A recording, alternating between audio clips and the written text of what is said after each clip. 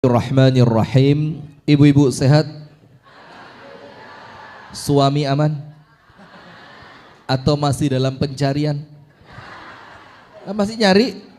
Banyak loh bu. Tapi jadi yang ketiga. Bapak-bapak sehat semua pak? Alhamdulillah. Yang lagi liburan kemudian ikut pengajian, coba saya pengen tahu. Yang pas liburan ke banyak juga ya. Yang dari Bandung tadi mana Bandung? Lagi liburan. Malioboro bagus kayaknya. Salah tempat liburan kayaknya. Jazakillah khair. Mudah-mudahan semuanya oleh Allah diberikan berkah, rahmat dan pertolongannya. Amin. Bismillahirrahmanirrahim. Assalamualaikum warahmatullahi wabarakatuh.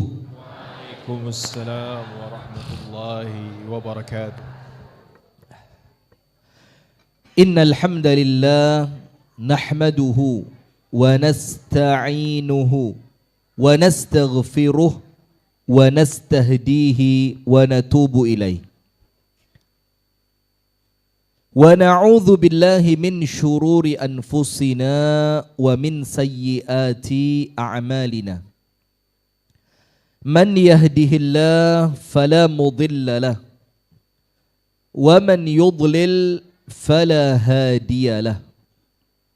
Ashhadu an la ilaha illallah wa ashhadu anna Muhammadan abduhu wa rasuluh sallallahu alaihi wa ala alihi wa ashabihi wa man walah.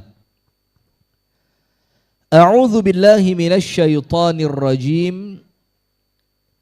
Ya ayyuhalladzina amanu taqullaha haqqa tuqatih wa la tamutunna illa wa antum muslimun. Allahumma inna nas'aluka ilman nafi'a wa rizqan tayyiba wa amalan mutaqabbala. Amin ya rabbal alamin. Amma ba'du. Hadirin sekalian, ibu-ibu dan bapak-bapak, teman-teman serta adik-adik sekalian, jamaah pengajian akhir tahun Masjid Gede Kauman Yogyakarta, yang semoga kita bersama senantiasa mendapatkan pertolongan dari Allah. Amin. Alhamdulillah, thumma alhamdulillah, thumma alhamdulillah. Terus alhamdulillah. Karena di tengah-tengah hiruk pikuk manusia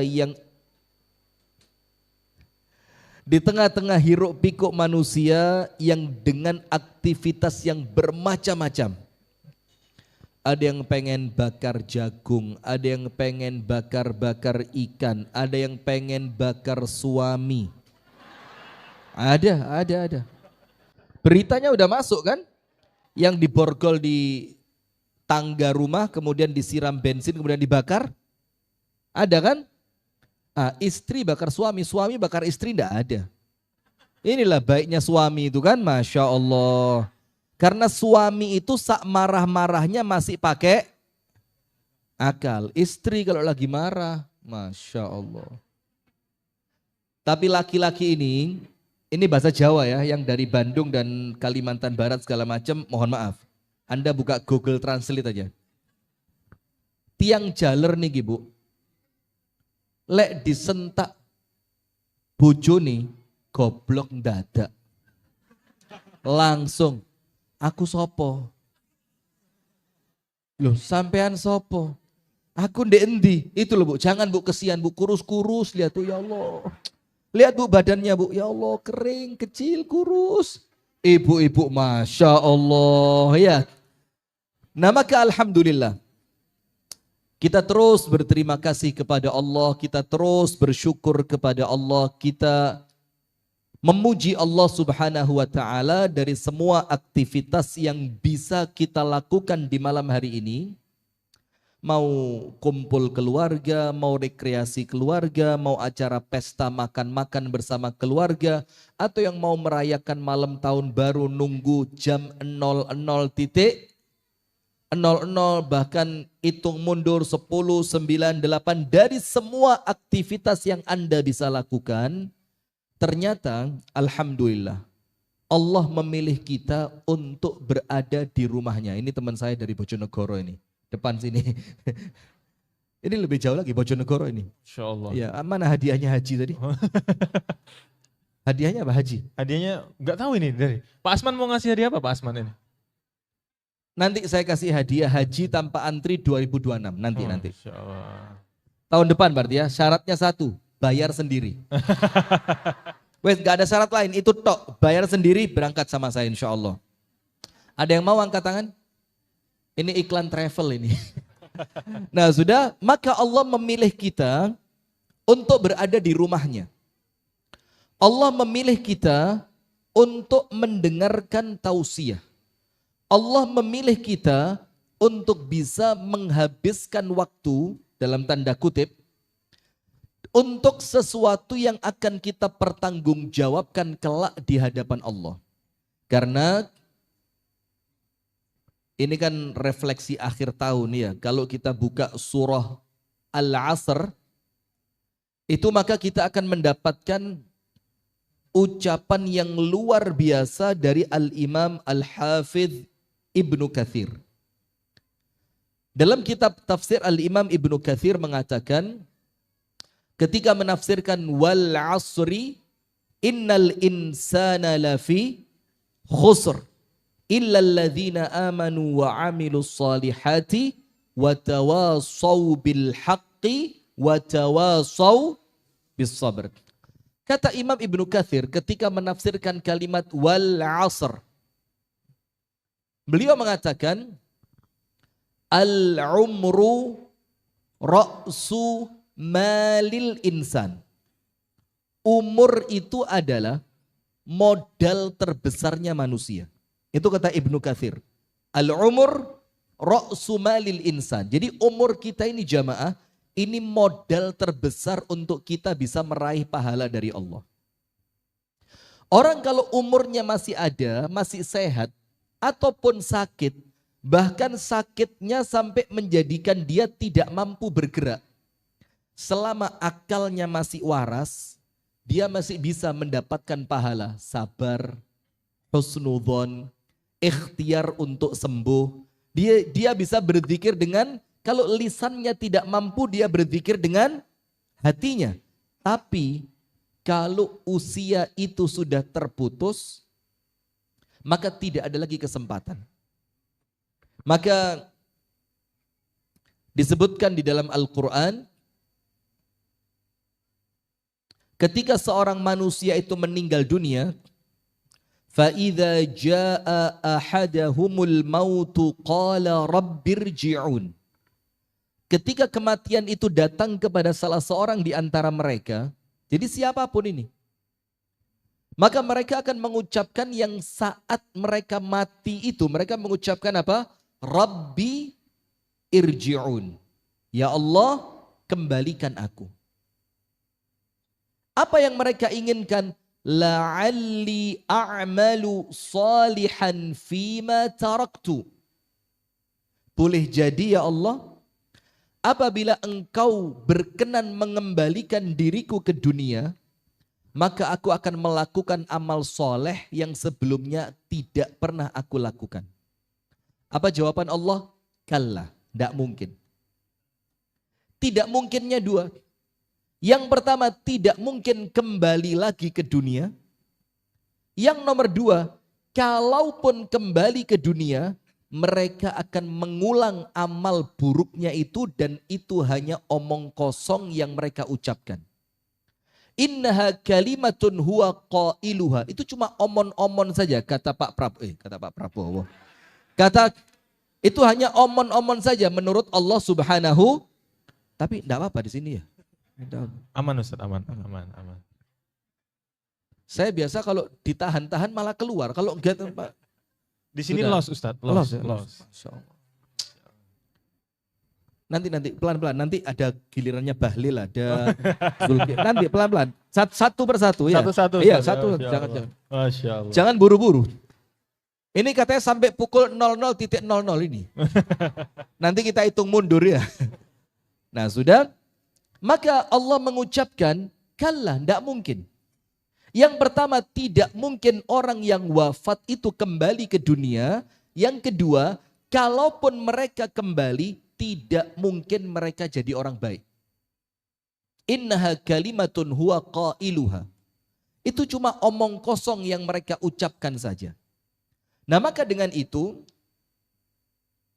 ketika kita memahami bahwasannya umur ini merupakan modal terbesarnya manusia, maka manfaatkan sebaik-baiknya. Saya senantiasa ngomong sama teman-teman, sama saya sendiri, kalau mau keluar rumah, agar tidak menyesal kalau kita kembali dalam keadaan tidak bernyawa. Bisa apa enggak? Pontianak bahaya ini. Ini kalau balik ke sana, pesawat apa? Masya Allah, cuaca lagi tidak baik-baik saja ini. Luar biasa. Itu teman saya kemarin Jakarta Malang, itu dari Malang bonus Bali. Jadi mau mendarat di Bandara Abdurrahman Saleh, dia muter-muter sampai ke Masya Allah Pak. Apa enggak ditunda aja pulangnya? Nah sudah, maka ketika sudah meninggal dunia, saat-saat seperti ini, itulah yang kita impikan. Nah maka dengan itu, suatu hari, Al-Imam Al-Hasan Al-Basri, Imam Hasan Basri, itu jalan sama murid-muridnya, kemudian ketemu kuburan. Maka Imam Hasan Basri mengatakan kepada muridnya, Qifu, berhenti dulu, berhenti. Terus Imam Hasan Basri tanya, apakah jenazah yang telah masuk ke alam kubur ini mereka bisa keluar lagi? Muridnya kompak menjawab, ma yakhrujun. Tidak bisa keluar. Imam Hasan Basri tanya pertanyaan kedua, kalau mereka keluar, apa sekiranya yang mereka lakukan? Sekali lagi Bu, sekali lagi, saya tak gini. Ayo biar pas, ayo. Ayo, mumpung bisa loh, ayo bismillah. Ayo Bu. Oh nanti ya habis pengajian. Mata saya ini enggak tahu kenapa ya. Sadar kamera banget. Jadi ketika ada yang selfie backgroundnya badan saya gitu kelihatan saya, Masya Allah. Sudah. Maka kata Imam Hasan Basri pertanyaan kedua. Kalau mereka tidak bisa keluar dari alam kubur, pertanyaannya satu. Kalau mereka mampu keluar, apa yang mereka lakukan? Kalau mereka bisa keluar, kira-kira mereka mau ngapain? Dijawab oleh muridnya, yatubun, wa yatasaddaqun, wa yusallun, wa yang lain. Mereka akan tobat kepada Allah, bertaubat. Mereka akan bersedekah, mereka akan sholat, mereka terus disebutkan semua amal soleh yang menjadi impian orang yang telah meninggal dunia. Terus Imam Hasan Basri tanya ketiga kalinya, kalau begitu bisa enggak mereka mengamalkan apa yang mereka angan-angankan itu? Muridnya bilang, ya tentu sudah tidak bisa.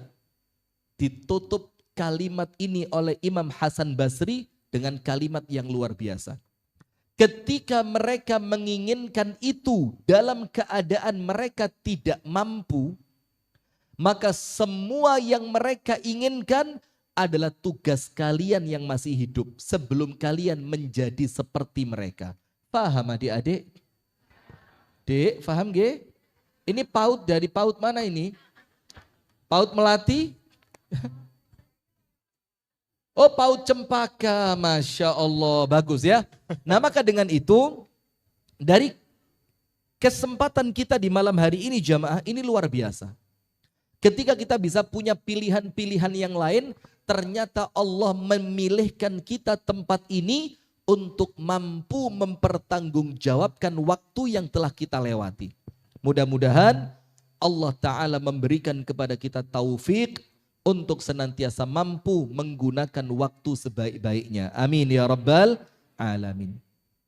Salawat beriring salam semoga tercurahkan kepada uswah kita, suri tauladan kita, Nabi besar, Nabi agung, An-Nabi Muhammad sallallahu alaihi wasallam. Di mana Nabi Muhammad sallallahu alaihi wasallam bersabda, "Idza mata ibnu Adam inqata'a anhu 'amaluhu illa min thalathin." Kalau manusia itu meninggal, mati, wafat, terputus semua peluang dia untuk beramal. Putus semua. Jadi peluangnya dia untuk beramal terputus. Dia mau tobat, tidak bisa lagi. Dia mau sholat, tidak bisa lagi. Dia mau beristighfar, tidak bisa lagi. Semua amal kebaikan terputus darinya. Kecuali 3 perkara. Amalnya sudah berhenti, pahalanya tetap mengalir. Itulah yang dibilang 3 amal yang pahalanya tidak terputus. Nomor 1, illa min shadaqatin jariyah. Sedekah jariyah. Sedekah jariyah itu sedekah yang Anda keluarkan manfaatnya panjang untuk kaum muslimin. Wakaf, bikin sekolah, bikin masjid, wakaf Al-Quran, bikin sumur, dan yang lain.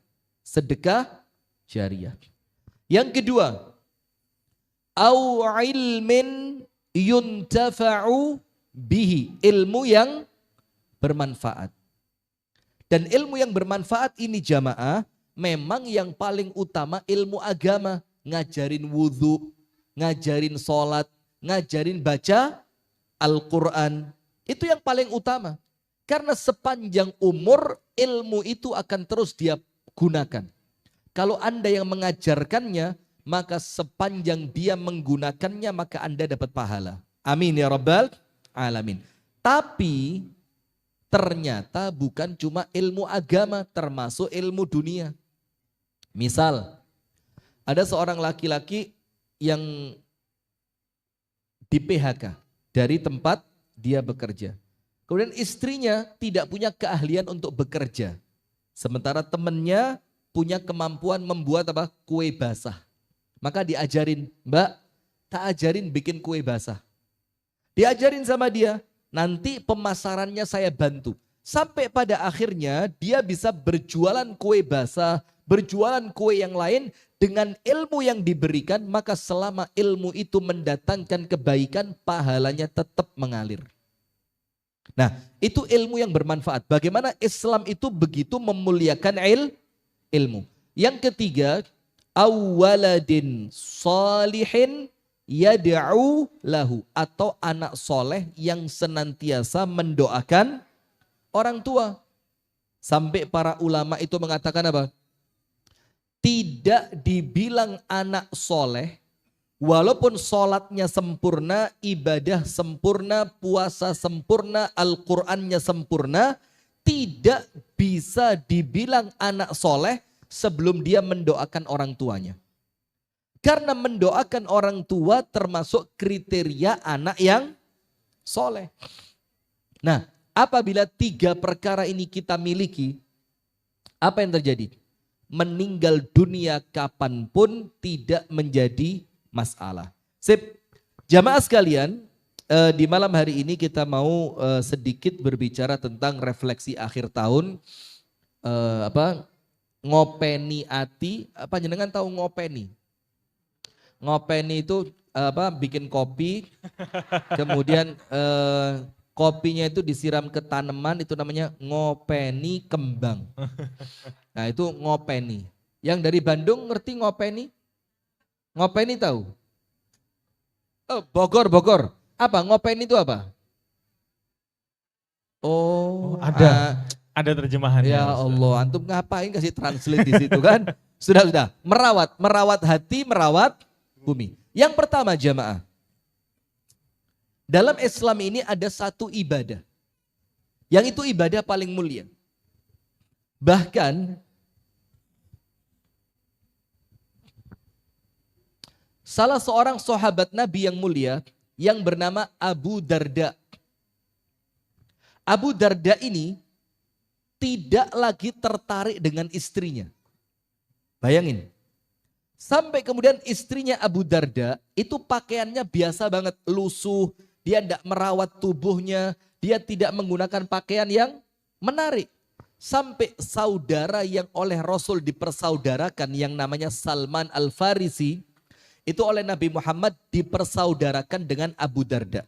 Ditanya, ya Ummu Darda, wahai Ummu Darda, kenapa kok kamu tidak berhias? Pakaianmu biasa, tampilanmu biasa, kan suamimu perlu darimu yang semacam itu. Apa kata Ummu Darda? Suamiku sudah tidak butuh perempuan. Kaget Salman Al-Farisi, tanya sama Ummu Darda, apa maksudnya dia tidak butuh perempuan? Dia kalau sudah masuk tempat sholatnya, dia lupa aku dan lupa anak-anakku. Sudah, akhirnya Salman datang kepada Abu Darda mengingatkan. Ya Abu Darda, wahai Abu Darda, istrimu punya hak atas dirimu. Anak-anakmu punya hak atas dirimu. Tubuhmu punya hak atas dirimu. Tunaikanlah hak mereka masing-masing. Ternyata Abu Darda tidak bergeming. Tetap sholat luar biasa dan meninggalkan istrinya. Sampai Salman Al-Farisi gak kuat. Dilaporkan Abu Darda tadi kepada An-Nabi SAW. Dilaporin. Kalau bahasa Inggrisnya diwadulki. Nggak usah ketawa. Kalau bahasa Inggrisnya apa? Diwadulki. Bilang, Kanjeng Nabi, ini Abu Darda kelewatan, keterlaluan. Kenapa dia? Dia ini Nabi tidak lagi pernah mendatangi istrinya. Sampai istrinya tidak perhatian dengan fisiknya. Lusuh, acak-acakan, gak rapi sama sekali. Sama Nabi Muhammad, Abu Darda dipanggil. Ya Abu Darda, jawabannya Nabi Muhammad sama percis seperti yang disampaikan Salman Al-Farisi. Istrimu punya hak yang wajib engkau tunaikan. Anak-anakmu punya hak yang wajib engkau tunaikan. Fisikmu, tubuhmu, perutmu punya hak yang harus ditunaikan. Nah, setelah itu Abu Darda membagi malam menjadi 3. Ada untuk istrinya, ada untuk istirahat, ada untuk sholat tahajud. Nah, yang mau saya sampaikan tentang Abu Darda ini adalah ibadahnya Abu Darda yang diceritakan oleh istrinya. Ketika ditanya oleh Salman Al-Farisi, Ma a'zamu ibadati Abi Darda fi baitihi. Salman tanya sama Ummu Darda, Ummu Darda, saya mau tanya, ibadahnya Abu Darda kalau dia sedang berada di rumah, yang paling besar itu ibadah apa? Apa jawabannya, Bu? Bukan sholat, bukan baca Quran, bukan zikir, bukan doa, bukan puasa, bukan yang lainnya. Ternyata ibadah terbesarnya Abu Darda di dalam rumahnya, kata Ummu Darda apa? At-tafakkur. Apa itu? Tafakkur. Berpikir tentang keagungan alam semesta, tentang penciptaan alam semesta. Wa fi anfusikum afala tubsirun. Dan di dalam diri kalian, kata Allah, tidakkah kalian perhatikan? Nah, maka di sini ada satu ibadah mulia yang namanya ibadah tafakkur. Afala yatafakkarun. Allah mengajak kita untuk berpikir. Nah, salah satu di antara tafakkur, Anda silakan buka di buku-bukunya para ulama, wabil khusus buku yang berbicara tentang tazkiyah. Tentang apa? Tazkiyah.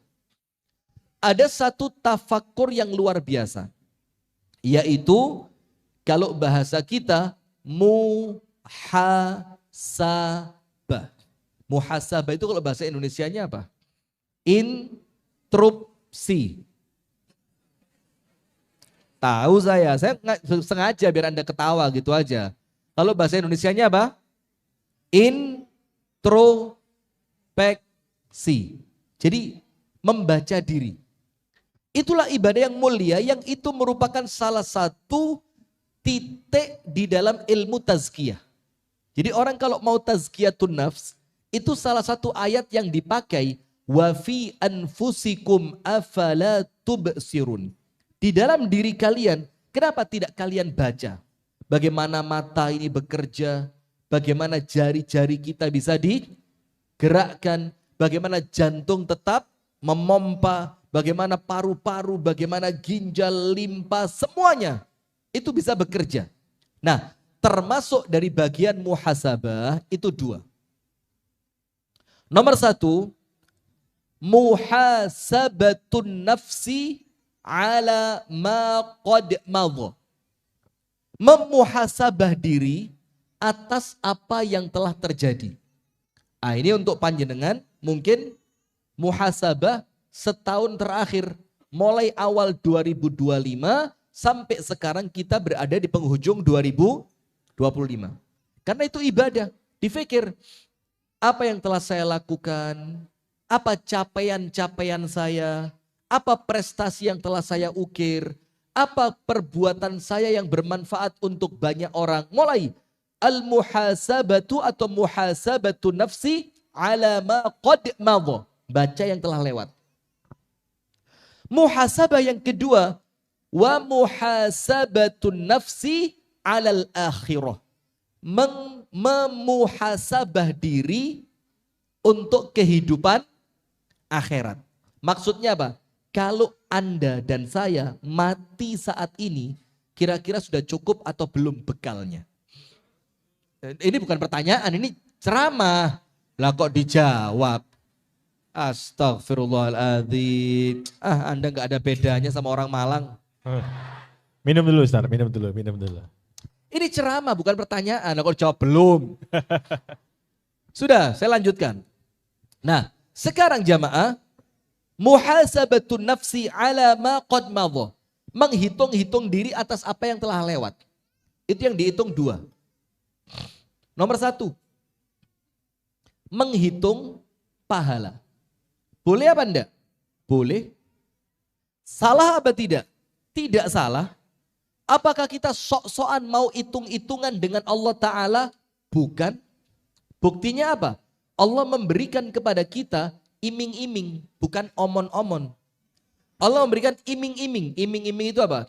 Sesuatu yang membuat kita tertarik. Contoh, sholat sendiri dibandingkan sholat berjamaah. Sholat di Indonesia dibandingkan sholat di 2 Masjidil Haram.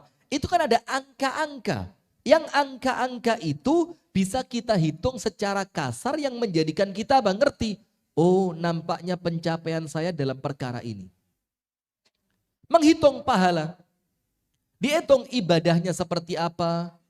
Al-Quran yang telah saya baca seberapa banyak. Sudah berapa kali khatam Al-Quran di tahun 2025. Berapa kali silaturahim ke rumah orang tua.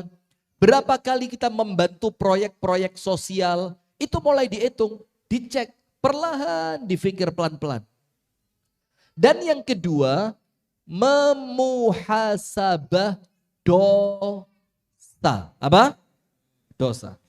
Nah, kalau ini gak usah dihitung, pasti banyak. Gak usah dihitung, pasti banyak. Nah, tapi begini. Kapan waktu yang terbaik untuk muhasabah itu? Para ulama mengatakan ada di 2 waktu. Ini yang terbaik untuk muhasabah. Nomor 1. Dubura kulli sholawati al-khams. Di setiap selesai sholat 5 waktu. Habis subuh. Duduk sejenak. Difikir. Tadi malam saya tidurnya baca doa enggak ya? Tadi malam saya tidur dalam keadaan berwudu atau tidak? Tadi malam sebelum tidur saya sempat baca zikir apa tidak?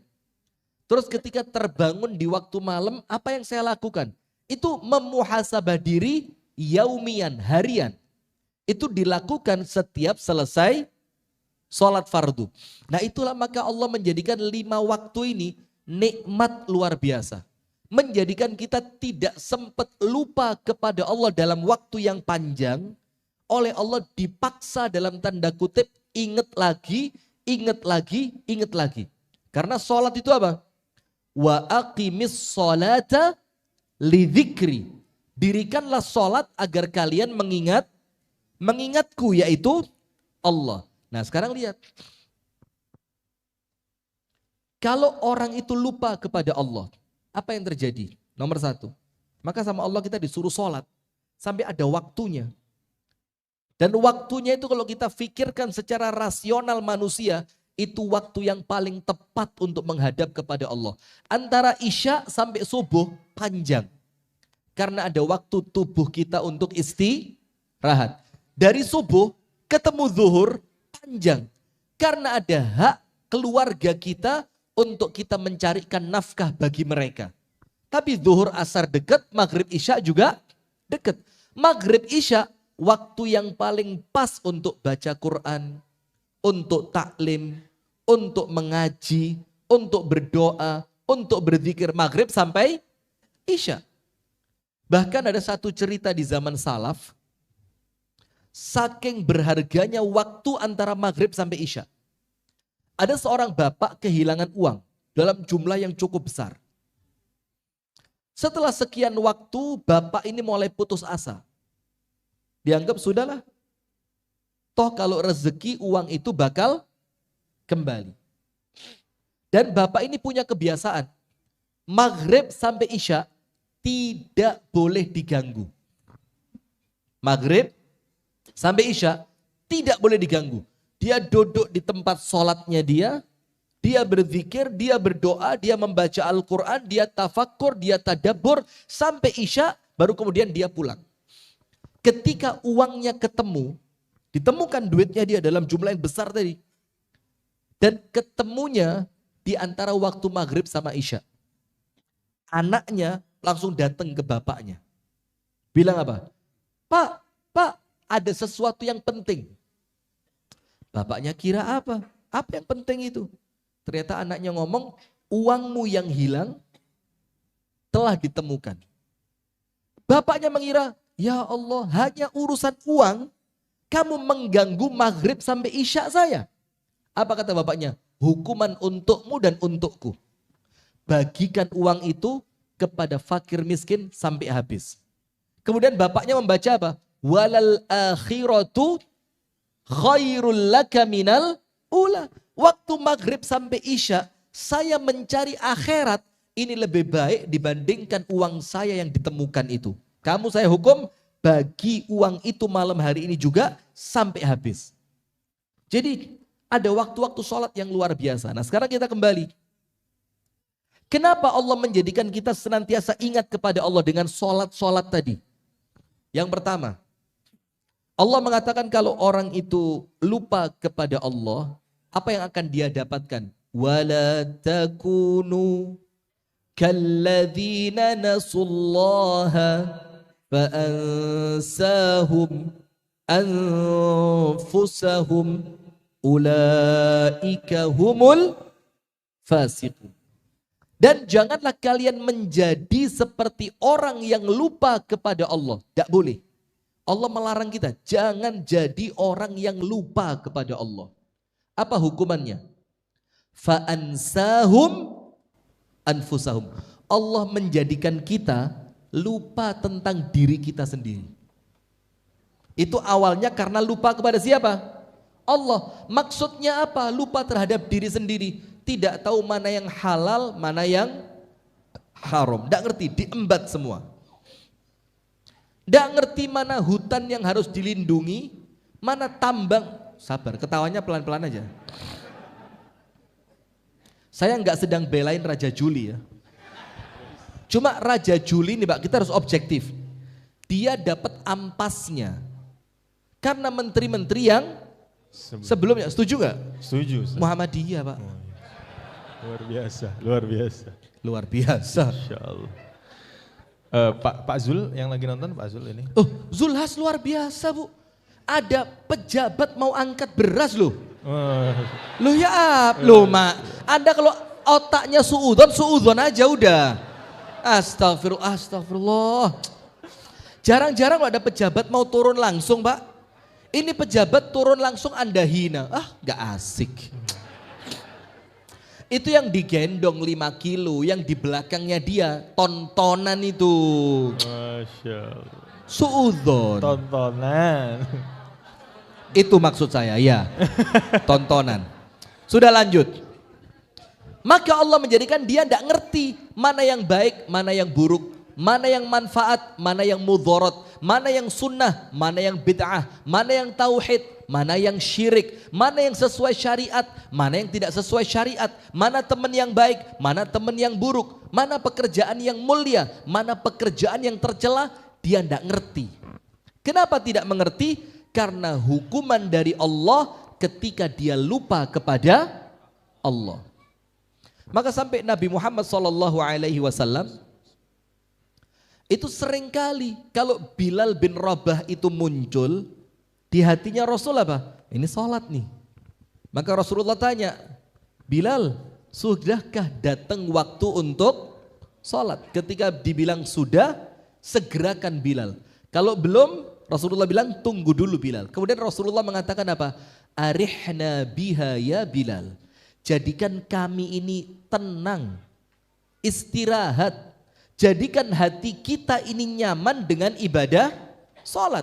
Maka Nabi Muhammad mengatakan apa? Hubbiba ilayya min dunyakumut thalath. Dari dunia kita ini Rasulullah tidak ikut-ikut. Maka ketika Rasul mengatakan dunia, Rasul tidak mengatakan duniaku, tapi apa? Dunia kalian. Sampai Rasul bilang apa? Mali walid dunia. Apa urusanku dengan dunia ini? Sampai Rasulullah mengatakan, Allahumma la aisha illa aishul akhirati. Ya Allah, tidak ada hidup yang hamba cari kecuali kehidupan akhirat. Lah orang kalau hidupnya begitu Pak, ya begini. Seperti Pak Prabowo itu, Masya Allah. Luar biasa, apalagi Seskap itu. Seskapnya siapa namanya? Teddy. Pak Teddy, begini. Hidupnya untuk akhirat ini Pak. Nah sudah, maka Rasulullah itu ketika muncul masalah, apa yang terjadi? Fazi'a ila salat. Langsung yang Rasul lakukan salat. Karena Rasul tahu salat ini solusi itu. Solusi. Salat ini apa? Solusi. Jadi ketika seorang salat dia dapat penyelesaian. Maka saya dapat omongan dari guru saya, Ustadz Sofyan Nur Al-Makki Al-Marbu Al-Banjari hafizahullah. Beliau mengatakan begini, kalau perkara dunia yang remeh saja, ini buat status bagus ini. Apalagi kalau direkam gitu, boh tambah keren. Ya, Pak. Ibu-ibu mana kameranya? Ayo. Oh HP jelek ya, takut kelihatan. Masya Allah. Jangan-jangan nanti wajah saya blur jadinya. Ini wajah udah kena matahari laut, ketambahan HP jelek, Masya Allah. Sudah, kata beliau begini, kalau urusan dunia yang remeh ini tidak bisa terselesaikan dengan sholat kalian, maka jangan berharap urusan akhirat itu selesai dengan sholat.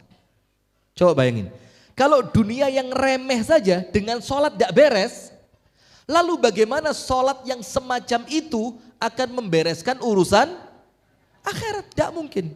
Nah sudah, maka Rasulullah mengatakan hubbiba ilayya min dunyakumut thalath. Dari dunia kalian ini Allah menjadikan aku mencintai cuma 3. Jadi yang dicintai Rasul di dunia ini berapa? 3. Nomor 1, mulai kesemutan Ibu ya. Iya kaki gitu. Emang kalau ketekuk lama gitu kadang-kadang Bu. Ntar kalau berdiri kayak gak ada kakinya gitu rasanya. Sudah. Sama saya juga gitu, itu ciri-ciri kurang air putih, ciri kurang air putih, pembukaan stroke katanya. Insya Allah sehat walafiat Bu, amin, amin. Anda langsung kayak tegang gitu ya, bercanda Bu, sudah. Maka kata Rasul, dari dunia kalian ini, Allah menjadikanku mencintai 3 darinya. Nomor 1, at-tib, minyak wangi. Rasulullah itu senang banget dengan minyak wangi. Senang banget. Sampai ada Ustadz Fauzil Azim tahu? Ya enggak usah teriak-teriak, biasa saja. Astagfirullah, sombong banget. Semangat sih. banget tuh Ustadz. Sombong. Oh iya makanya tahu kaget saya, Masya Allah. Tahu Ustadz Fauzil Azim kan? Yang badannya besar itu, semoga Allah menjaga beliau. itu neliti, buat penelitian khusus tentang minyak wanginya Nabi. Saya pernah umroh ketemu beliau di Medina. Lah di Mekah, Medina. Saya lupa umroh yang keberapa itu ya. Masya Allah. Masya Allah. Masya Allah. Yang keberapa ya? Ada yang bisa ngingetin? Ini ciri orang sombong ini. Yang ibadahnya tidak akan diterima. Na'udzubillah. Ketemu beliau entah di Mekah atau Madinah, saya lupa. Langsung 1 botol minyak wangi 6 mili itu, 6 mili. Itu ditaruh di tangannya semua. Diusapkan ke kepala saya. Wih usap. Loh yo begini Nabi Muhammad itu pakai minyak wangi. Masya Allah. Itu Bu 3 hari kepala saya lengket terus. Itu habis tahallul kita ya kan, habis dikerok gitu. Mekah, ketemu di Mekah, habis tahallul selesai, ketemu di Mekah. Itu ditempelin ini, itu 6 mili saya. Minyak wangi yang kental itu, yang neteh. Itu 3 hari. Saya megang kepala saya kayak cilok kemasukan, kayak cilok dimasukin apa? Caosnya itu kan, bumbunya itu. Masya Allah. Sudah, yang pertama yang Rasul cintai apa? Minyak wangi. Yang kedua, yang Rasul cintai dari dunia kalian ini an-nisa, perempuan. Rasul cinta perempuan dalam artian yang positif, dalam artian yang positif. Kalau ngomong poligami, boleh. Barusan langsung ada yang tegang tuh Ustaz. Gini, ibu-ibu ngadep sana dulu ya. Saya mau ngomong sama mereka ini. Kalau ngomong poligami Pak, Islam itu datang merapikan. Karena apa? Sebelum Islam itu datang, orang-orang jahiliyah kafir Quraisy itu istrinya tidak terbatas. Ada yang istrinya 7, ada yang istrinya 12, ada yang istrinya 20, ada yang 25, bahkan sampai dalam satu kisah ada yang istrinya 50. Maka ketika Islam itu datang, perempuan-perempuan kafir Quraisy senang karena Islam itu datang untuk perkara poligami dengan 2 hal. Nomor 1, pembatasan. Yang awalnya tidak terbatas, sekarang dibatasi maksimal. Nah, jadi poligami itu bukan keluasan Bu, pembatasan. Jadi dibatasin maksimal 4. Ayo Pak. Ayo. Ya Pak, setuju. Anda ngajak istri sih, coba istri nggak usah diajak tadi. Tahun depan kita bikin khusus laki-laki ini. Insya Allah. Ya, khusus laki-laki. Kita bikin daurah sehari khusus laki-laki. Saya pernah sekali camping sama wali murid di sekolah tempat anak saya sekolah, camping. Sudah camping ini sengaja cari tempat yang tidak ada sinyal handphone. Jadi sinyal handphone hilang udah. Udah kita datang ke tempat camping, naik mobil, naik gunung, mendaki gunung, melewati lembah. Ninja. Oh ninja ya. Naik sampai ketemu tempatnya, kita buka handphone. Gak ada sinyal. Anda kira kita susah? Bahagia. Masya Allah. Ini minimal semalam istri gak akan connect ke sini. Sudah. Ketika kumpul laki-laki semua, setelah sholat isya kita makan bareng bikin api unggun. Itu ibu-ibu tahu nggak Bu, para suami kalau jauh dari istrinya Bu, ketawanya lepas. Wah, bahagia banget. HP nggak ada sinyal, istri nggak ada CCTV. Wah, tawa. Besok pagi main bola, game segala macam, bahagia ketawa. Siang waktunya pulang, balik culun lagi. Ya Allah, ada apa gerangan dengan para istri ini ya? Ada apa Bu? Kenapa suami kalau di depan Anda kok tertekan itu kenapa? Sudahlah, tidak penting. Nah maka yang pertama Islam itu datang dengan pembatasan jumlah. Yang awalnya tidak terbatas dibatasi berapa? 4. Islam datang yang kedua tentang poligami dengan apa? Asas keadilan. Yang itu tidak dikenal oleh orang Arab jahiliyah. Jadi ketika istrinya lebih dari 1, dia mau datang sama istri yang manapun, dia mau meninggalkan istri yang manapun, tidak ada hukumnya. Maka poligami itu di dalam Islam itu terhormat, mulia. Maka ayo Pak.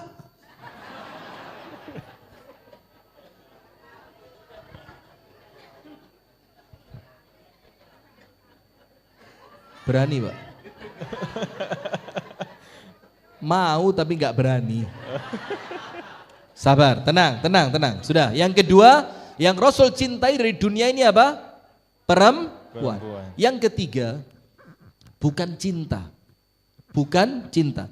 Kalau minyak wangi, Rasul cinta. Kalau perempuan, Rasul cinta. Yang ketiga apa? Wa ju'ilat qurratu aini fis shalah. Dan Allah menjadikan penyejuk mataku itu ada di dalam ibadah sholat.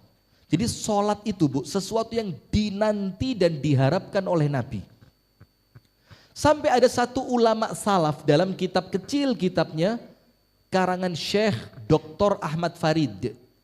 Itu ada seorang ulama dari kalangan tabi'in, berdoa sama Allah ketika dia mau wafat. Dia berdoa begini, ya Allah, in adzinta li ahadin an yusalliya fi qabrihi fa'adzin li bidzalika ya Rabbi.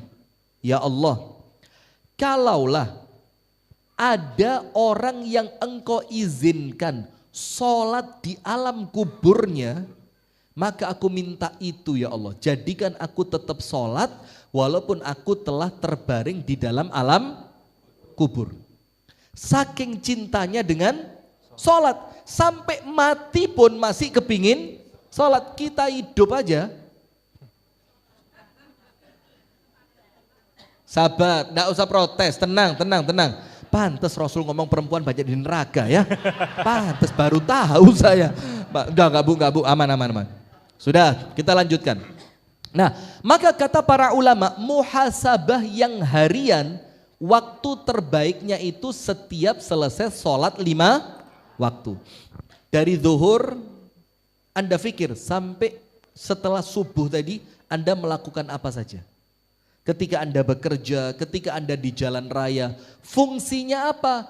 Kalau ada yang baik, syukuri. Alhamdulillah.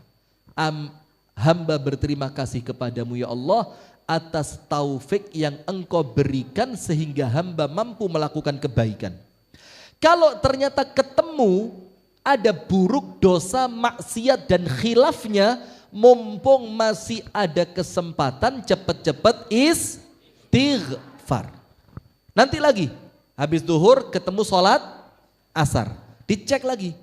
Tadi sepanjang ba'da zuhur sampai saya sholat asar, apa yang terjadi?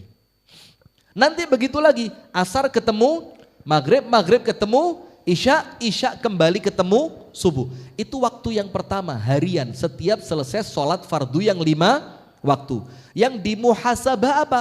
2, dosa dan pahalanya. Kalau ada dosa cepat istighfar, kalau ada pahala cepat-cepat bersyukur kepada Allah. Karena apa? Kalau nunggu setahun sekali, iya, kalau ketemu setahun. Kalau tidak ketemu, iya benda. Yang kedua, waktu muhasabah harian disebutkan oleh para ulama qubaila an-naumi, saderenge tilem. Bogor ngerti? Deso. Ngartos? Saderenge tilem apa? Before sleep. Oh keren, Masya Allah. Bogor. Pontianak paham ya? Tidak ada translate-nya di sini.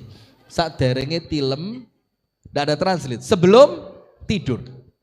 Maka itulah dalam Islam pengajian ba'dal isya ini bid'ah, dhalalah, finnar.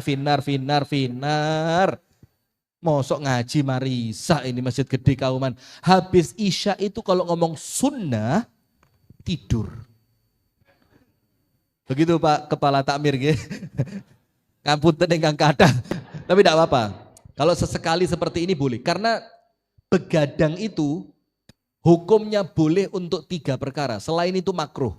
Bukan haram, apa? Makruh. Nah, jadi begadang itu boleh untuk berapa? 3. Nomor 1.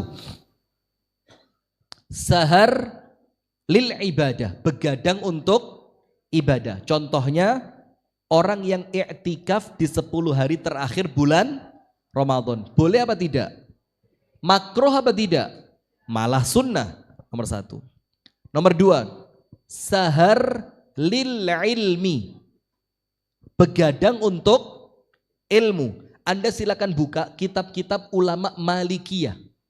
Malikiyah. Ulama Malikiyah itu banyak cerita mereka itu kalau diskusi ba'dal isya. Dan tidak berhenti kecuali terdengar azan subuh. Bayangin. Kita mau coba malam hari ini. Las-los. Ini suara saya udah kayak dicekek gini. Itu yang kedua boleh.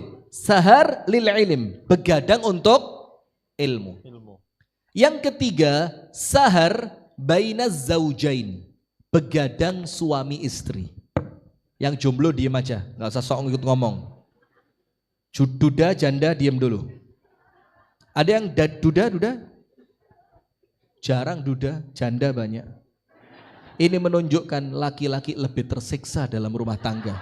Cepat mati mereka, Masya Allah. Sudah, maka begadang itu yang boleh 3. Nomor 1, begadang untuk ibadah. Boleh. Anda ba'dal isya begini gak tidur baca Quran. Boleh. Yang kedua, begadang untuk ilmu, mutola'ah, diskusi, belajar seperti ini. Boleh. Yang ketiga, begadang antara suami dan istri. Anda tahu Rasulullah pernah begadang sama Ibunda Aisyah? Hampir masuk tengah malam baru selesai. Lah Anda taunya apa? Anda taunya artis yang nikah sama seorang laki-laki beristri ya? Siapa namanya itu? Siapa ya? Saya nggak tahu juga Ustaz. Nggak ngikutin beritanya nih Ustaz. Tidak percaya wajah seperti ini, tidak percaya saya. Nah sudah. Maka Ibunda Aisyah itu pernah naik ke atas dipan bareng Nabi Muhammad, sudah siap tidur. Dan Nabi Muhammad itu orang yang kalau kita ngomong manusia paling capek. Paling capek. Tidak ada yang lebih capek dibanding Nabi Muhammad Sallallahu Alaihi Wasallam. Contoh capeknya Nabi. Suatu hari Siti Fatimah itu datang ke rumah Ibunda Aisyah mencari ayahnya. Datang ke rumahnya Ibunda Aisyah. Aisyah, ada ndak ayahku? Ibunda Aisyah bilang belum pulang. Datang lagi menjelang siang, tanya Ibunda Aisyah, ada ndak ayahku? Kata Ibunda Aisyah, Fatimah, ayahmu belum pulang. Menjelang asar datang lagi. Ibunda Aisyah, ada ndak ayahku? Kata Ibunda Aisyah, ayahmu belum datang. Menjelang maghrib datang lagi sampai 4 kali. Sampai Ibunda Aisyah merasa segan kepada Siti Fatimah. Maka Ibunda Aisyah ngomong apa? Fatimah gini aja udah. Kamu gak usah balik ke sini. Nanti kalau ayahmu datang, aku beritahu. Kenapa? Kok bisa? Kok bisa kepikiran WA itu loh Bu? Masa WA gitu? Astagfirullahaladzim. Ketawa sendiri lagi tadi Ustaz. Masya Allah. Ini masuk penistaan agama. Tolong kamera ini kena pasal ini. Nggak bisa pulang ke Bogor ini. Nanti kita ringkus di Polda Jateng ini. Udah, bercanda Bu. Sudah? Anda tahu kapan Rasulullah datang ke rumah ke rumah Sayyidah Fatimah? Menjelang tengah malam dalam keadaan Sayyiduna Ali dan Sayyidah Fatimah sudah tidur.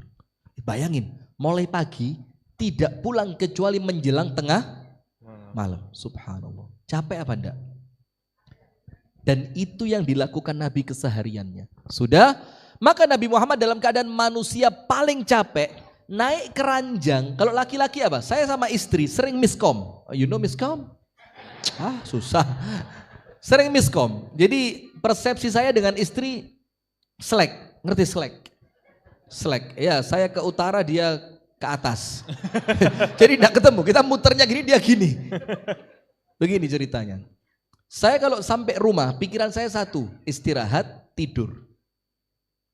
Istri saya kalau saya datang mikirnya apa? Jalan-jalan, makan-makan. Masya Allah.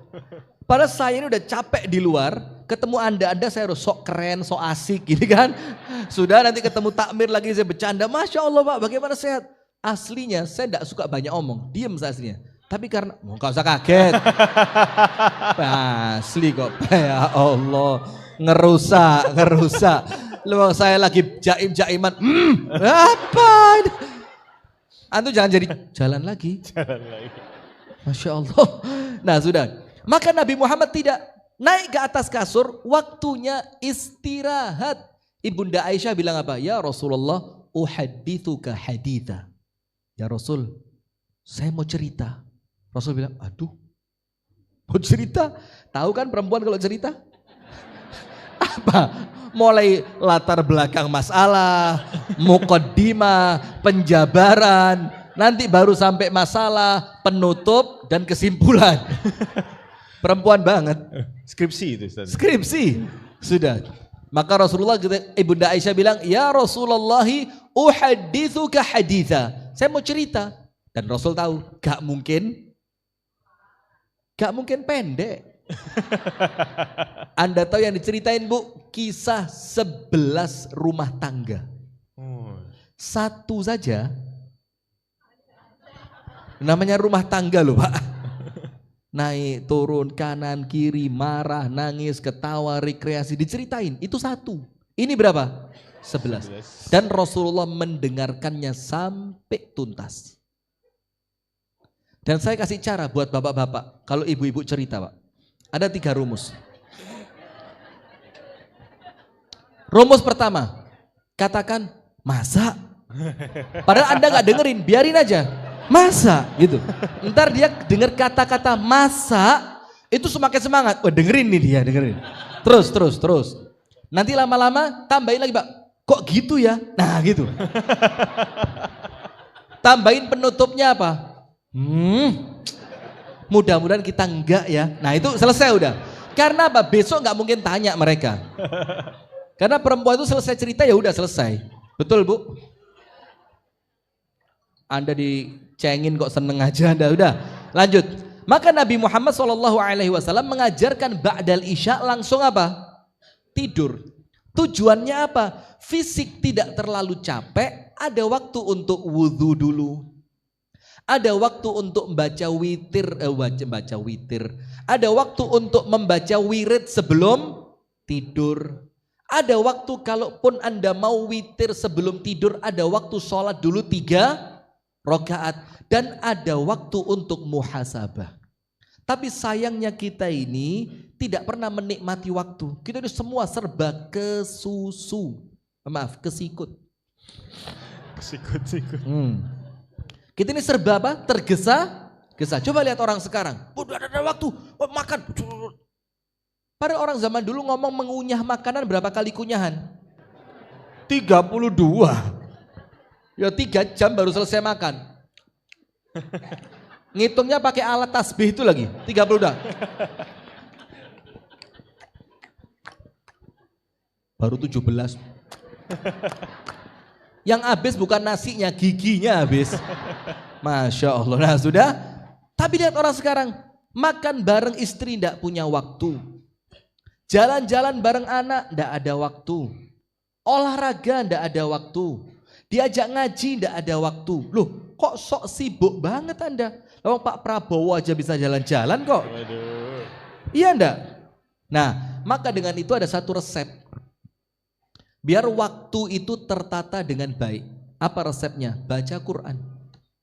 Apa resepnya? Baca Quran.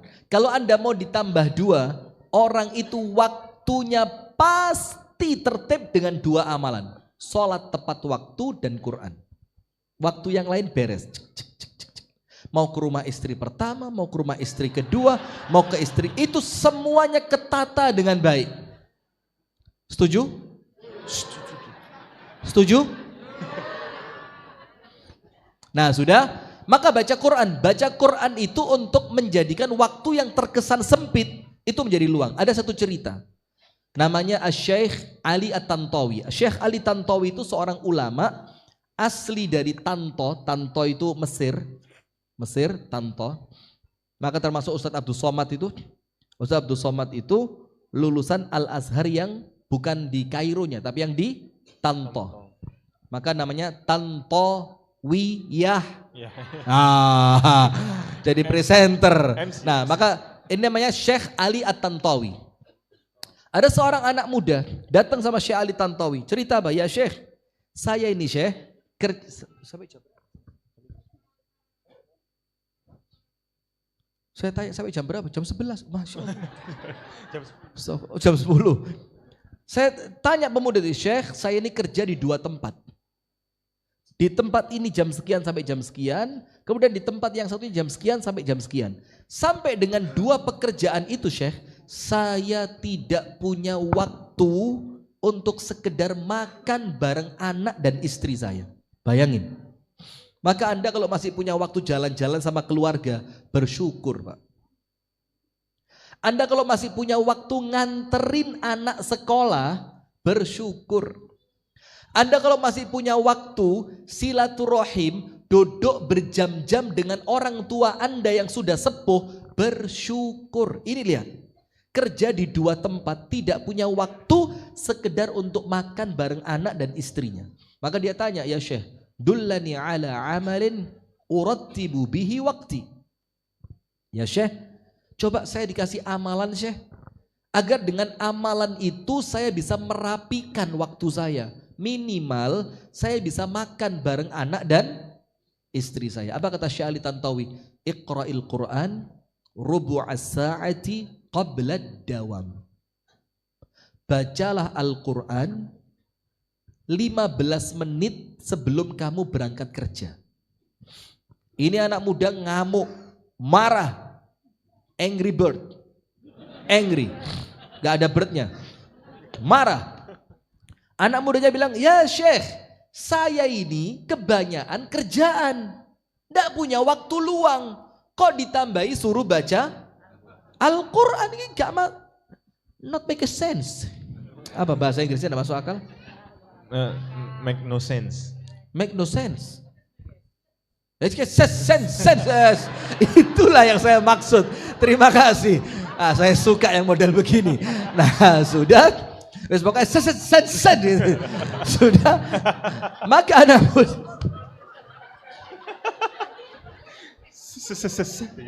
Dia pede banget lagi.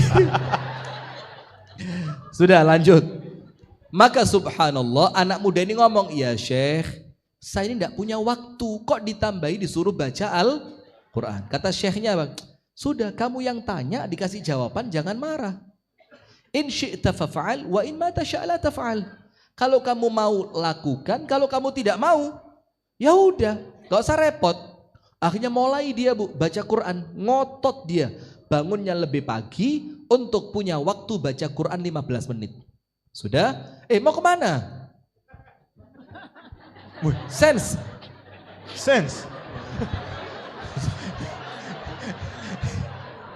Kayaknya ini Ustadz, ada hajat di belakang. Ya udah. Saya khawatir begini yang kita bercandain. Atau masnya Intel ya itu mas ya? Bukan. Udah lanjut. Udah, dia bangun lebih pagi. Bangun, dia baca Quran. Sampai sepekan sukses. Tapi yang bikin dia heran, balik lagi alhamdulillah. Antum jangan pergi dulu. Antum penggembira di sini. Sudah? Subhanallah, masuk hari keempat itu bisa baca Al-Quran bukan 1/4 jam, tapi 1 juz.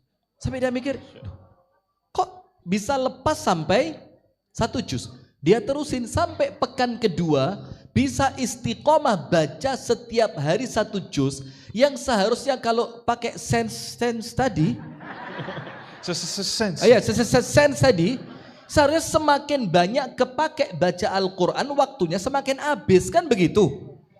Ini yang bikin dia ajaib, banyak baca Quran, waktunya luang, waktunya longgar. Datang dia di pekan yang kedua kepada Syekh Ali At-Tantawi. Dia mengatakan, ya Syekh, amri gharib. Agak-agak aneh urusan saya ini. Kenapa? Saya paksa hari pertama sampai hari keempat 1/4 jam. Baca Quran, saya bangun lebih cepat. Hari kelima sampai pekan pertama, saya sukses baca 1 juz. Pekan kedua istiqomah 1 juz. Tapi yang saya heran Syekh, kenapa dengan banyaknya saya baca Al-Quran yang itu mengurangi waktu saya, tapi ternyata waktu saya semakin luang, kosong. Saya bisa makan bareng istri, bahkan saya sempat nganterin anak saya sekolah. Ini ajaibnya di mana? Apa kata Syekh Ali Tantowi? Beliau mengatakan, Kitabun anzalnahu ilaika mubarakun. Al-Quran ini Allah turunkan kepada kalian agar kalian meraih berkah. Terus Syekh Ali Tantowi mengatakan, apa berkahnya Al-Quran? Pekerjaan yang mungkin selesai dalam waktu 20 menit dengan Al-Quran bisa jadi selesai 15 menit. Pekerjaan yang seharusnya selesai 1 jam dengan Al-Quran, Allah bisa selesaikan 20 menit. Pekerjaan yang seharusnya selesai 3 jam dengan Al-Quran, Allah bisa menyelesaikannya hanya dalam waktu 1 jam. Sisanya buat apa? Terserah kamu. Nah itulah Al-Quran. Nah maka kita ini jamaah, kalau setiap hari kesusu, terburu-buru, tergesa-gesa, naik mobil mau nabrak-nabrak, lampu merah disikat. Itu perhatikan 2, jangan-jangan sholatnya gak beres ini orang. Jangan betul-betul, mau Anda sendiri kok betul. Nah maka nomor 1, jangan-jangan memang sholatnya apa? Gak beres ini orang.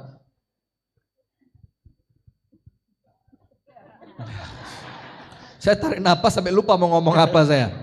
Fawailul lil musallin alladzina hum an salatihim. Apa sahun dalam salat itu? Kata Abdullah ibnu Abbas, alladzina yuakhiruna salata an waktiha. Yaitu orang yang mengakhirkan salat sampai akhir waktunya. Itulah yang dibilang sahun.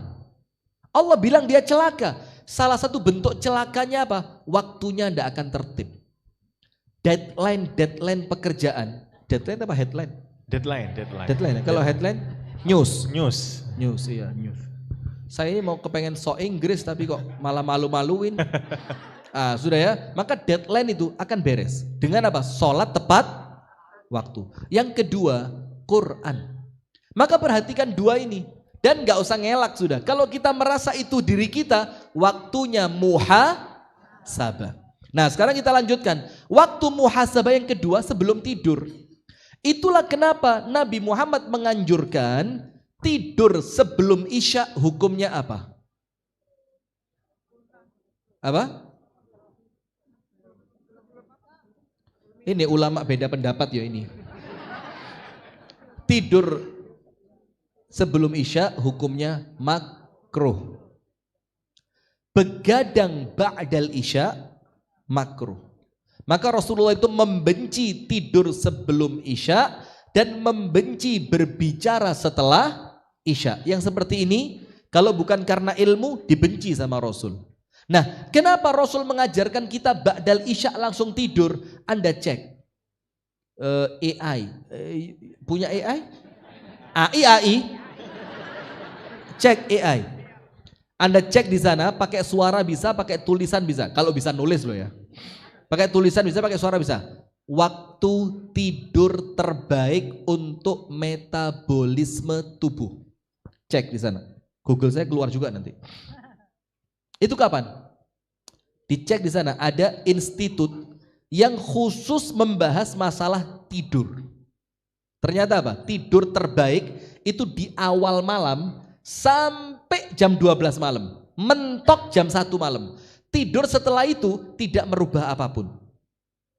Jadi tidur di atas jam 1 malam tidak menambah apapun untuk Anda. Makanya bangunnya apa? Tidurnya udah lama, jam-jamnya udah panjang tapi terasa masih kurang bugar, kurang fit. Dan itulah sabda Nabi SAW. Dan kita tidur di awal waktu tujuannya banyak. Nomor 1, bisa ngobrol dulu sama istri. Bu, seneng gak bu ngobrol sama suami bu? Suami yang gak seneng bu. Astagfirullah. Masya Allah. Betul bapak-bapak? Betul? Oh, gak berani jawab Ustadz, gak berani jawab. Gak berani jawab. Ada waktu ngobrol dengan istri. Nomor 2, ada waktu untuk wudhu dan sholat. Ada waktu untuk baca zikir sebelum tidur. Ada waktu untuk Itu muhasabatu fima qad madha. Memuhasabah diri atas apa yang telah terlewat dari kita. Muhasabah. Dicek muhasabah. Karena apa jamaah? Waktu yang sudah lewat gak akan kembali. Tapi bisa menjadi ladang kebaikan dan pahala untuk hari ini. Dengerin baik-baik. Ini serius ini. Itu. Golden Wish. Tahu Golden Wish? Mario Bros. Kalau habis selesai ngomong kan mesti itu. Antum enggak ngalamin itu ya? Tahu Ustaz. Yang suka nonton dulu Metro TV? Tahu. Super. Sahabat-sahabat yang super. Sahabat itu. super. Terakhirnya tuh. Sudah, kita lanjutkan. Mau ngomong apa tadi? Apa? Itu. Apa yang telah lewat, dengerin, tidak mungkin kembali, mustahil. Anda mau tarik pakai cara apapun gak akan balik. Tadi sholat isya, Anda mau ulang sholat isya seperti waktu yang tadi gak akan ketemu. Maka waktu itu dibilang oleh para ulama sesuatu yang paling mahal. Karena kalau dia sudah lewat, dia gak akan kembali. Gak akan kembali. Tapi bisa yang telah lewat itu menjadi kebaikan. Dengan cara apa? Muhasabah.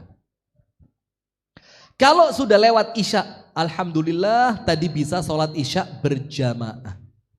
Alhamdulillah tadi juga dapat shaf yang pertama. Alhamdulillah tadi juga sempat sholat qobliyah. Tadi sempat sholat ba'diyah. Alhamdulillah zikir ba'da sholatnya tadi sempurna. Tuntas terbaca semua. Nah maka ibadahnya yang tadi Anda lakukan dapat pahala.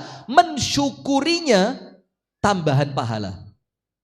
Itu kalau kebaikan. Kalau keburukan bisa apa enggak? Bisa. Dengan cara apa? Tobat. Maka dalam surat Al-Furqan Allah berfirman, illa man taba wa amana wa amila amalan salihah fa ulaika yubaddilullahu sayyiatihim hasanat. Orang yang kalau dia tobat dari dosa, tobat dia, bertobat, ya Allah, muhasabah. Ya Allah, kok tadi waktu azan isya saya dengar masjid gede Kauman azan isya, tapi saya masih sibuk di mana yang dekat sini tempat wisata? Malioboro. 0 km. Taman Pintar. Azan sini alun-alun. dengar gak sampai sana? Enggak Ustaz. Alun-alun. Dengar? Dengar? Alun-alun paling dekat Ustaz. Alun-alun. Yang ada Nabila itu yang mana? Oh iya, depan. Depan itu. Depan. Pendopo Kenapa? Lawas. Pendopo Lawas, kok tahu? Wah, Masya Allah. Ini yang biasa nongkrong di situ, Ustaz. Oh alah, nggak salah wajah panjenengan nggak asing Bu, di videonya banyak muncul. Sudah. Maka ketika ada yang jeleknya, muhasabah, ya Allah, tadi isya, kalau saya mau, saya bisa jamaah ya Allah. Tapi saya lebih mementingkan apa? Duduk di warung kopi. Apalagi sekarang ada warung kopi Pangku. You know? Kopi Pangku tahu? Pak, tahu apa pernah? Wajahnya pernah ini. Wajahnya pernah ini. Bercanda Pak. Nah, maka ada warung kopi Pangku. Nah, maka dengan itu kalau dia tahu ternyata ini adalah dosa, bisa dosa itu jadi kebaikan. Dengan syarat apa? Tobat, imannya diperbaiki, bersegera melakukan amal soleh. Tobat, imannya diperbaiki, segera ganti keburukan yang Anda lakukan dengan amal soleh. Apa yang terjadi? Faulaika yubaddilullahu sayyiatihim hasanat. Jumlah dosa yang Anda kumpulkan oleh Allah diganti menjadi pahala. Amin ya rabbal alamin. Itu muhasabah untuk yang telah lalu. Sekarang poin terakhir. Muhasabah untuk yang akan datang. Ini mana buminya ini? Nanti terakhir ada buminya. Pokok kalau sudah nyebut bumi ini saya tidak kuat nahan. Ngomong Pak Bahlil itu tidak kuat saya. Tapi enggak tahu TikTok ini ramah dengan nama Pak Bahlil. Jadi kita ngomong Bahlil 1000 kali pun TikTok aman. Tapi ketika saya pengajian di Kediri, bab apa? Peperangan Rasulullah. Itu kita cerita perang segala macam, alat-alat segala macam, itu langsung peringatan, lama-lama ban, nggak boleh live 10 hari. Masya Allah. Jadi nampaknya Pak Bahlil lebih ramah dibanding lanjut. Sudah. Yang kedua, muhasabah untuk akhirat. Apa pertanyaan terbesarnya? The big, tanda tanya bahasa Inggrisnya apa? Question. Tanda tanya. Question ngerti saya. Tanda tanya itu loh. As. Big question mark. Oke, question mark. Yes. Tanda The tanya. big question mark. Ayo Mas, send tadi send. Question mark. Tanda tanya bahasa Inggrisnya apa? Oh, Shishbon. Thank you very much. Keren, bagus loh ini. Ini kita bisa bikin kamus baru loh ini. Bagus ya, matur suwun saya. Barakallahu fiik, jazakallahu khair, masya Allah. Lanjut ya. Tanda tanya besarnya cuma satu. Muhasabah untuk akhirat, tanda tanya besarnya satu. Kalau wafat sekarang, sudah siap atau belum? Ini sekali lagi bukan pertanyaan, ini ceramah. Kalau sekarang ternyata malaikat maut itu datang kepada Anda, amin ya Allah, amin, amin ya Allah, terima doa kami ya Allah, kepada Anda ya Allah. Kira-kira siap atau tidak? Dan maaf, rata-rata dari kita jawabannya sama. Belum siap. Ditambahi pertanyaannya, kalau belum siap, mau kapan siapnya? Tetap tidak siap. Kita kasih tahu, seminggu lagi mau, oh jangan. Jadi kalau malaikat maut bisa diajak duduk berunding di gedung DPR gitu, tarik menarik proyek, pasal dan segala, Masya Allah. Ya, saya biasanya ramah ceramah saya. Tidak tahu hari ini kok kelihatan Anda kok kepancing saya. Sudah? Kalau malaikat maut itu bisa diajak kompromi, kira-kira malaikat maut pun marah sama Anda. Lu njaluk mulu kapan? Jangan sekarang. Ya besok. Lu ya mau. Minggu ngarep. Bulan ngarep. Tahun ngarep. 1000 tahun gas. Mau 1000 tahun lagi. Orang Arab itu kalau bercandain temennya, jadi temen ulang tahun, terus minta doa. Doain dong panjang umur. Ayu tawilallahu fi umri. Allah panjangkan umur saya. Didoain apa? Tamut 50 aman ba'dan nas. Ya wis. Enggak apa-apa panjang umur. Kamu mati 50 tahun setelah manusia habis. Jadi manusia habis semua, Anda 50 tahun berikutnya baru mati. Mau? Lha ruwet ta menungso iki. Cepet emo suwe emo. Jadi enak, Ferrari punya Anda semua. Apalagi yang keren-keren? Apa? Sebumi ini punya Anda semua sudah. Itu pembalakan hutan PNKB. Itu kayu gelondongan yang ada nomornya dari jamur tadi Pak Ketua Takmir. Itu milik Anda. Anda mau lihat mobil Al-Fatihah. Mobil Alphard gitu ya. Itu punya Anda, bahkan showroomnya milik Anda. 50 tahun baru mati setelah manusia habis. Mau? Nah terus maunya apa? Rawon. Masya Allah. Ah, bagus. Masya Allah, Bagus. Masya Allah. Ini namanya sefrekuensi. Terus saya tanya, terus maunya apa? Rawon. Astagfirullah. Saya udah 2 hari gak makan rawon ini. Masya Allah. Sudah. Maka jamaah, ayo bismillah. Muhasabah untuk yang akan datang. Kalau sampai detik ini, saya pun sama. Anda juga sama. Karena kita ini juga manusia biasa, layaknya seorang manusia. Begini, kalau sampai detik ini, misalkan malaikat maut datang. Terus kita dorong-dorongan, kamu saja, gak sampai naik. Terus kira-kira yang maju duluan siapa? Ustate. Loh, lah kalau saya mati yang ceramah siapa? Karuan jamaah ndak pengaruh. Lo kalau panjenengan mati sekarang ndak ada pengaruhnya. Lo kalau saya rame masjid gede Kauman. Ya Allah. Nggak ono wedine. Memang agak lain itu Ustaz. Agak lain memang. Ustaz. Sudah, penutup begini. Maka jamaah, perhatikan, ini penting. Kalau sampai, tambah banter mana? Kalau sampai detik ini ternyata kita merasa belum siap, dicek 2. Dicek berapa? 2. Nomor 1. Dicek pahala kita, berarti kita sendiri sadar kalau pahala kita, bekal kita belum cukup untuk hidup yang selamanya. Maka orang tidak berani mati gara-gara merasa apa? Belum punya bekal. Iya apa enggak? Rumah masih sertifikat atas nama pribadi. Tanah, kebun, sawah, ladang, orang kalau punya sawit Ustaz, sawit. Nggak punya 1 hektar pun nggak punya. Nggak punya. Iya, nggak punya. Nggak punya 1 hektar pun nggak punya. Dulu yang ngomong siapa ya? Katanya 120.000 hektar. Yang 11 dari 100 itu Ustaz.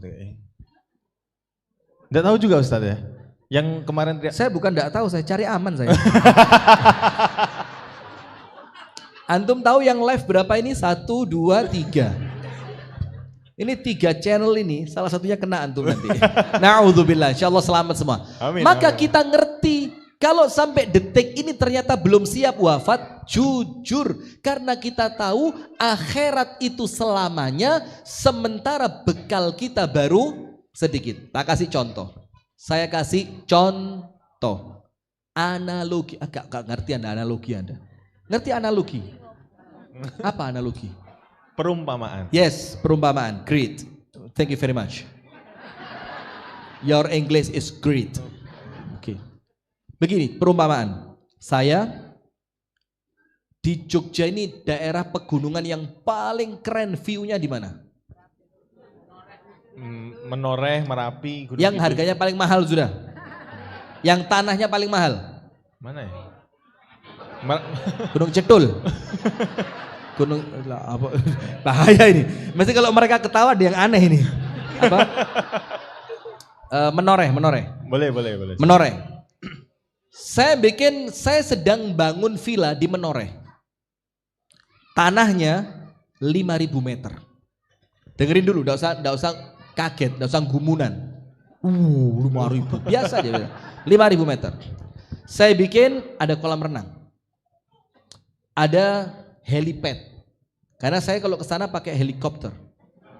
Sudah. Rumah itu saya bikin 4 lantai. Lantai dasar khusus tempat parkir mobil mewah. Bayangin. Nanti Anda bayangin juga Anda istri saya gitu ya. Sudah. Cet gini. Mobil mewah. Jejer. Lantai 2 khusus ruang tamu. Jadi kalau ada tamu-tamu, saya taruh di lantai 2. Ada meja besar untuk makan, ada kamar-kamar tamu. Lantai 3 khusus untuk saya, istri saya, dan anak-anak saya. Lantai 3. Lantai 4, dak, nggak pakai atap, langsung dicor, langsung di atas itu ada tempat nge-gym, ada minibar, ada mini perpustakaan, ada tamannya. Sudah? Rumah saya di mana tadi? Menoreh. Sementara rumah yang saya tinggali sekarang, ini rumahnya reot. Ada tikus. Tikus kantor. Ada tikus. Baru jongkok di toilet, ada binatang yang berkumis. Itu Masya Allah, saya kalau udah lihat yang satu itu saya, waduh minta ampun saya. Yang kalau terbang musibah sudah. Tahu Anda apa itu? Kecoa. Kecoa itu ya Allah, kita lagi di kamar mandi, dia pasang antena, teneng. Ini siap-siap terbang ini. Kalau udah terbang, yakin pasti kena muka itu. Pak. Sudah, rumah saya yang sekarang jelek banget rumahnya jelek. Hujan, bukan lagi bocor, emang gak ada atapnya. Tidur itu beralaskan kasur yang kalau bangun gatel semua. Nah sekarang rumah saya di Menoreh sudah jadi. Pengen cepet pindah nggak saya ke sana? Kenapa? Pindah dari rumah reot menuju rumah yang megah. Itulah ibarat dunia dan akhirat.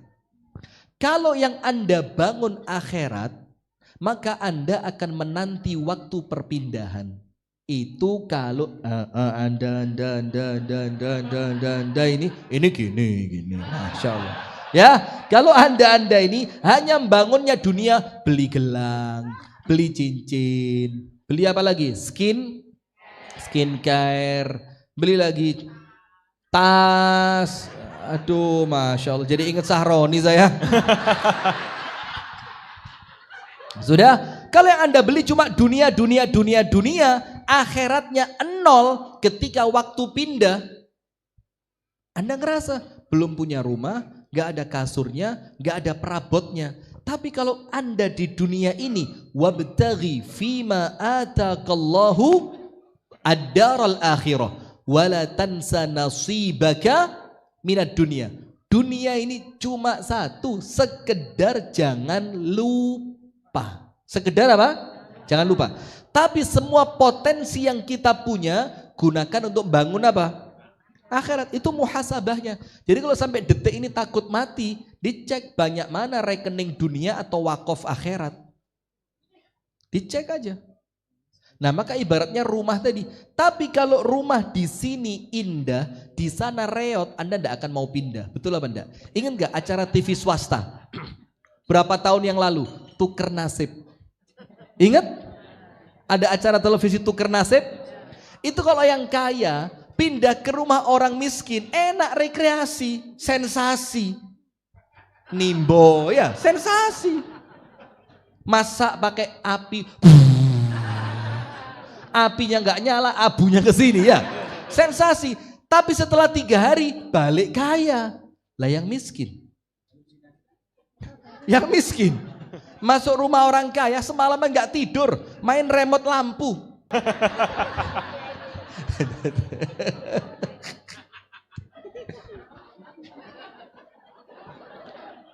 Besok pagi berenang mulai pagi sampai sore, masuk angin kerokan.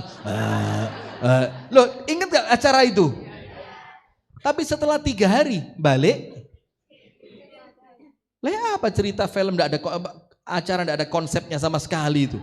Yang miskin balik miskin, susah. Nah, maka kita itu jamaah kalau masih sampai detik ini muhasabah akhirat, takut mati, intinya kita yakin bekal kita masih belum cukup.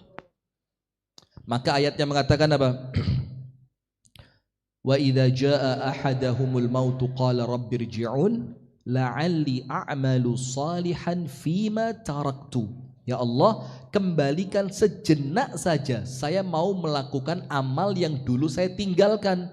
Sama malaikatnya dipukul, ya ahmaq, kata malaikat dalam tafsir Ibnu Katsir, min hunaka ji'ta. Kata malaikatnya apa? Kenapa kamu minta kembali ke dunia padahal baru saja kamu itu pergi dari dunia? Kenapa omonganmu ini tidak engkau gunakan ketika kamu masih di sana? Faham adik-adik?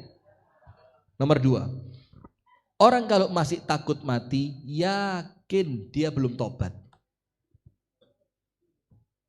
Yakin dia belum tobat. Dalilnya apa? Kalau belum tobat takut mati. Kita kan senantiasa berdoa, Allahumma inni as'aluka taubatan nasuhan qablal maut. Jadi kita itu kepinginnya apa? Tobat sebelum wafat. Sehingga kalau kita wafat sebelumnya sudah tobat, dosa kita berapa? 0. At-taibu minadz-dzambi kaman la dzambalahu. Orang yang tobat dari dosa yang dia lakukan seperti orang yang tidak pernah punya dosa. Dosanya berapa? 0. Mau ndak mati setelah itu? Mau, karena kita yakin kalau dosanya 0, tempatnya di mana? Tempatnya di mana? Nah, sekarang pertanyaannya, kenapa Anda sampai sekarang ndak mau mati? Karena Anda yakin dosa Anda masih banyak, belum tobat. Sementara satu dosa saja, entah kecil ataupun besar, yang tidak diampuni oleh Allah cukup untuk menjadikan kita masuk neraka. Na'udzubillah min dzalik. Barakallahu fikum. Itu kultum, sekelumit. Terima kasih. Sekelumit yang dapat kami sampaikan. Semoga apa yang kami sampaikan ini benar-benar menjadi manfaat untuk kita bersama. Dan Allah Ta'ala menjadikan tahun yang akan datang, Allah jadikan tahun yang penuh dengan kebaikan dan keberkahan serta kemenangan untuk kaum muslimin. Dan apa yang telah kita lalui di 2025, apabila ada baiknya oleh Allah diterima, dan apabila ada buruknya semoga oleh Allah kita diampuni. Amin ya rabbal alamin. Kami kembalikan kepada MC kita di malam hari ini.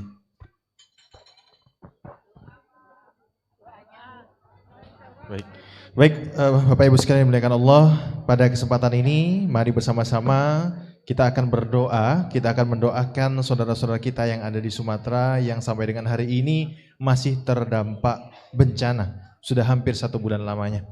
Baik Ustadz, mohon izin kami meminta kepada Ustadz Rifki Ja'far Thalib untuk memimpin doa. Ustadz Asman?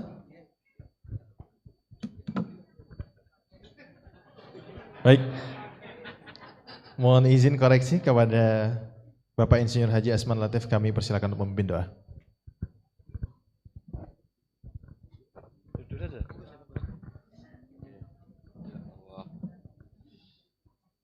Assalamualaikum warahmatullahi wabarakatuh. Mari kita tundukkan wajah dan hati kita sejenak untuk bermunajat penuh husnudzon pada Allah. Semoga doa kita akan didengar dan dikabulkan Allah Subhanahu wa ta'ala. Alhamdulillahirabbil alamin.